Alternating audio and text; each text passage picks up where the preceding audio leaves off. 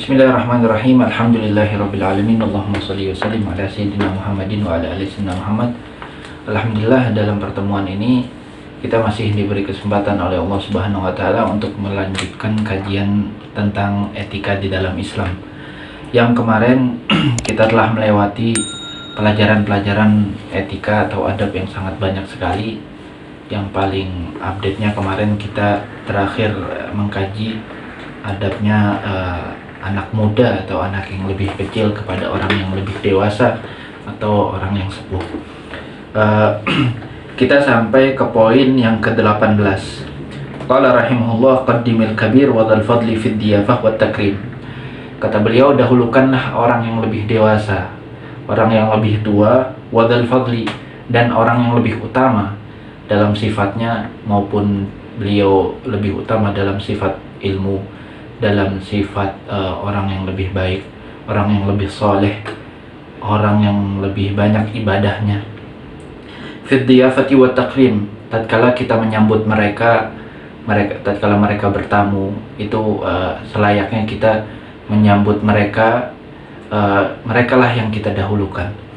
Fabda bihi qabla ghairihi, maka dahulukanlah mereka sebelum yang lainnya.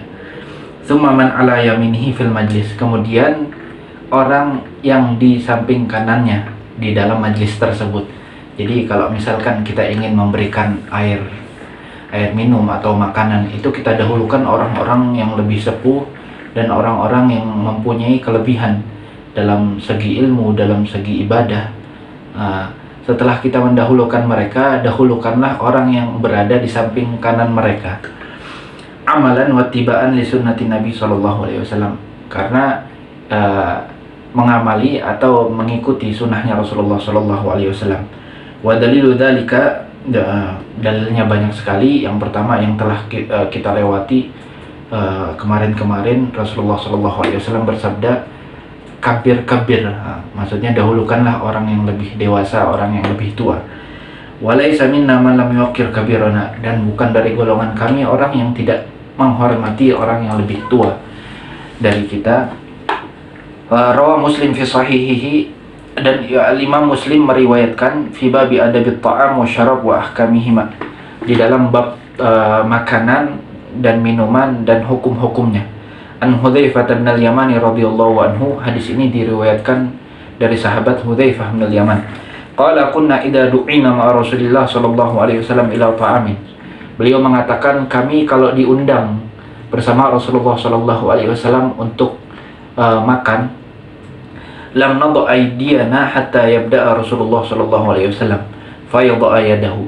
Kita tidak memulai mengambil makanan kecuali Rasulullah sudah memulainya duluan. Jadi kita tidak berani, kata Hudzaifah bin Yaman, ngambil makan duluan sebelum Rasulullah sallallahu alaihi wasallam. Waqad aqada al-Imam an-Nawawi rahimahullahu taala fi kitabih Riyadhus Shalihin.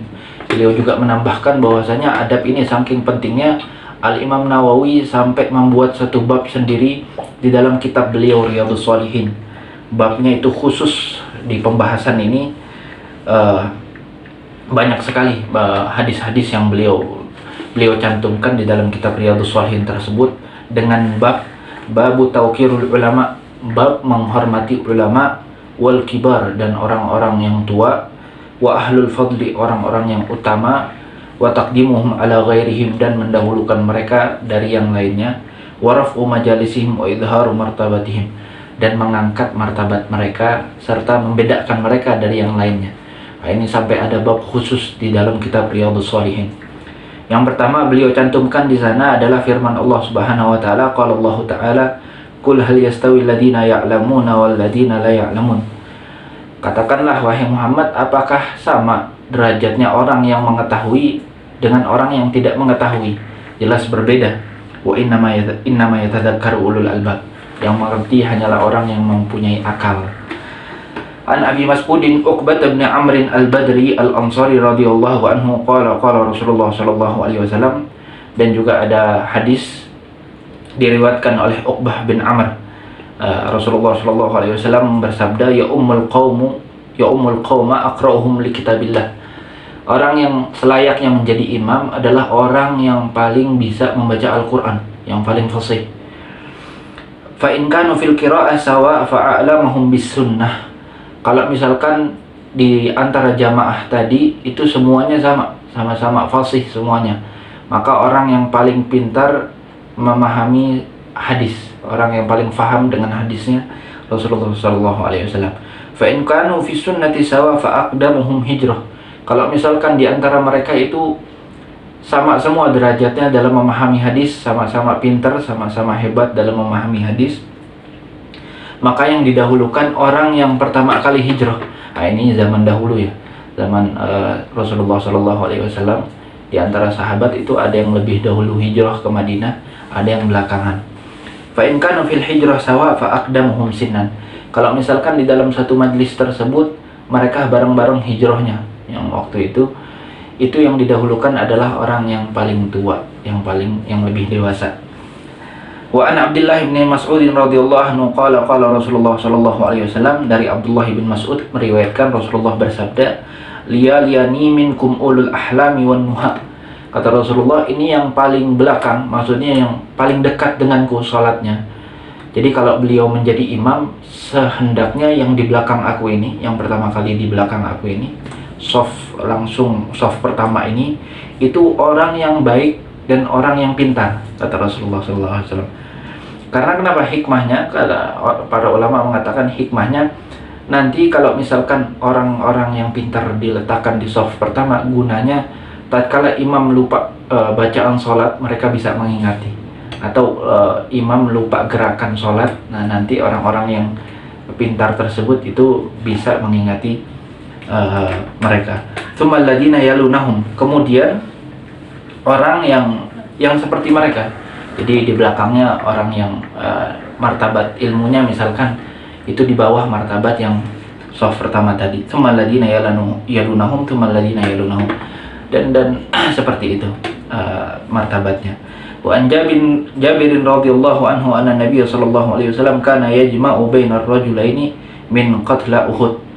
Jadi dari sahabat Jabir, Rasulullah sallallahu alaihi wasallam setelah peperangan Uhud, banyak sekali di sana sahabat yang mati syahid di dalam peperangan tersebut, sampai Rasulullah sallallahu alaihi wasallam memutuskan untuk menjadi satukan di satu lahat, di satu liang kubur itu dua sahabat. Akhirnya summa yaqul ayyuhuma aktsar akhdan lil Quran. Rasulullah mengatakan, sahabat banyak yang bingung, ini yang pertama kali diletakkan siapa dulu? Kata Rasulullah, siapa yang paling banyak hafalannya Al-Quran. Jadi yang paling banyak itu didahulukan di dalam liang kubur tersebut. Fa idza usyira ila ahadihima qaddamhu fil lahad. Kalau ditunjuk salah satunya, misalkan fulan lebih dahulu ya Rasulullah, lebih banyak hafalannya Al-Quran, lebih banyak mengetahui Al-Quran, dia yang paling pertama. Jadi memang keutamaan ini di manusia itu berbeda-beda. Ada yang lebih utama dalam ilmunya, ada yang lebih utama di dalam segi umurnya, ada yang lebih utama mungkin di dalam segi hartanya. Seperti itu. Memang itu udah sunnatullah, udah dari sananya memang seperti itu. Oleh karena itu Rasulullah SAW itu mengajari kita bagaimana kita mendahulukan satu dan lainnya.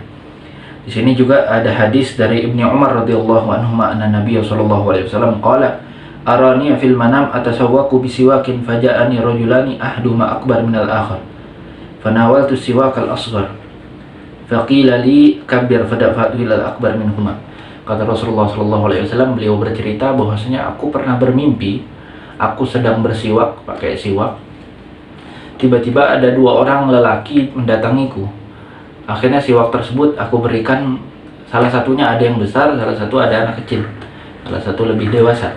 Akhirnya siwak tersebut aku berikan ke yang kecil, dan yang anak kecil tersebut akhirnya ada yang mengatakan kepadaku, jangan berikan yang anak kecil dulu, berikan yang lebih dewasa darinya. Akhirnya Rasulullah SAW dalam mimpi tersebut memberikan ke yang lebih dewasa. Inilah pelajaran yang sangat berguna ya, di zaman yang mana moral mulai dikikis dari masyarakat kita, terlebih dari dalam rumah kita pun sudah banyak yang terkikis. Moral-moral atau etika-etika yang kita anggap sepele, ternyata ini sangat agung, dan Rasulullah SAW sangat mengagungkan itu. Jadi benar-benar menekankan adab-adab seperti ini. di pertemuan selanjutnya insyaallah akan kita lanjutkan. Wassallallahu ala sayyidina Muhammadin wa ala alihi wasallam. Walhamdulillahirabbil alamin.